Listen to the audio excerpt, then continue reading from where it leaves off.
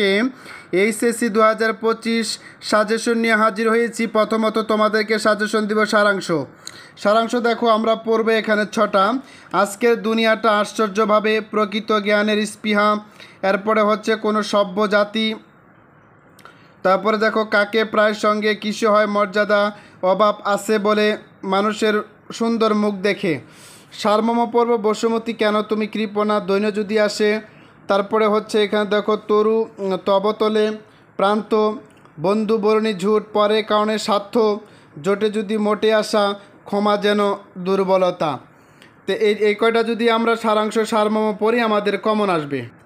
ভাব সম্প্রসারণ পর্ব, কীর্তি মানে মৃত্যু নাই, মানুষ বাঁচে কর্মের মধ্যে বয়সের মধ্যে নহে, দুর্জন বিদ্বান হইল পরিত্যাজ্য, প্রাণ থাকিলে প্রাণী হয়, পড়িলে বই আলোকিত রই, পলপতিকের সৃষ্টি, বিশ্বে যা কিছু মহান সৃষ্টি চির কল্যাণকর, বিদ্যার সাধনাথ, রাত যত গভীর, স্বাধীনতা অর্জনে সুশিক্ষিত লোক মাত্রই স্বশিক্ষিত। এই কয়টা হচ্ছে আমাদের ভাব সম্প্রসারণ।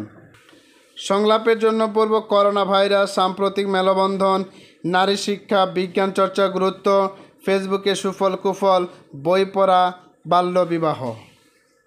খুদে গল্প পর্ব, সাম্প্রদায়িক সম্প্রীতির যোগবন্ধন বিষয়, আলোকিত মানুষ, সততার পুরস্কার, অসময়ের প্রকৃত বন্ধু, রক্তদানের পণ্য, তোমার শৈশব স্মৃতি।